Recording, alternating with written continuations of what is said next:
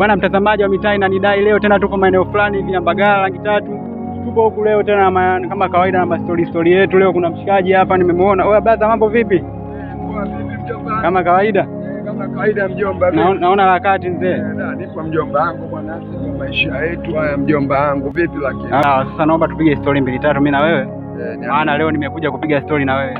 Niambie mjomba wangu, nakusikiliza mjomba. Unawazungumziaje watu wanaoita nyinyi mateja, labda ni wezi, mnawaibia watu mkipita kwenye baraza vyao, mnapita na vitu vyao? Unawazungumziaje hao watu?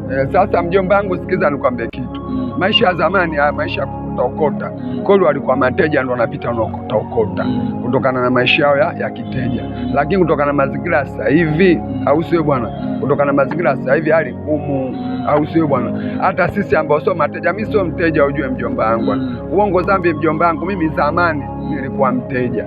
Lakini sasa hivi mjomba wangu mimi nakunywa mesadoni Temeke hospitali pale. Mimi nakunywa mesadoni na mati yangu 75 76 Sultani Mohamed Simba.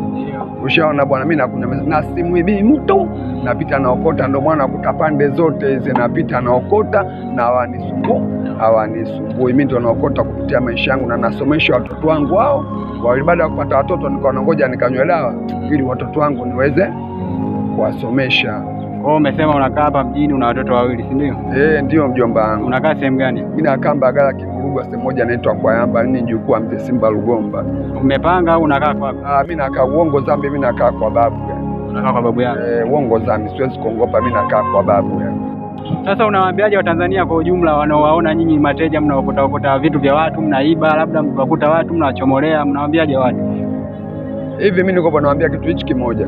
Wasifikirie kwamba mtu akimwona na roba lake anaokota, asimfikirie kwamba huyo ni mteja. Wengine sisi sio mateja. Hivi basi nilikuwa nawaomba Watanzania, au sio bwana, wasiwaamini kwamba kila anayemwona anaokota akamfikiria huyu ni mteja mwizi. Wasiwafikirie hivyo. Nilikuwa naomba sana Watanzania, kila mwana anaokota msimfikirie huyu ni mteja mwizi. Wasimfikirie hivyo. Sisi wengine sio mateja, sisi tunaokota ili tuendeleze maisha yetu na watoto wetu wapate kusoma na maisha yetu. Na mimi mwenyewe nina watoto wawili na nawasomesha. Kweli kabisa mna ndugu. Sasa wewe Sultani, kabla ya hapa kuwa mwokota makopo, zamani hapo ulikuwa unafanya kazi gani? Kabla hapa mimi zamani kabisa mimi nilikuwa mfanyakazi wa dukani airport. Ulikuwa unafanya kazi dukani airport?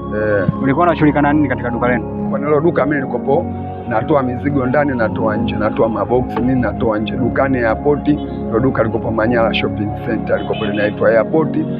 Hapa TTCL duka letu liko hapa pembeni. Sasa ilikuwa kuaje mpaka ukatoka pale dukani na kuja kuwa leo kuja kuangukia huku? Baadaye tena nikaja kubugi mwenyewe, nikaingia kwenye mazingira ya kiteja. Ndio hapo nilipokuja kupoteza mwelekeo.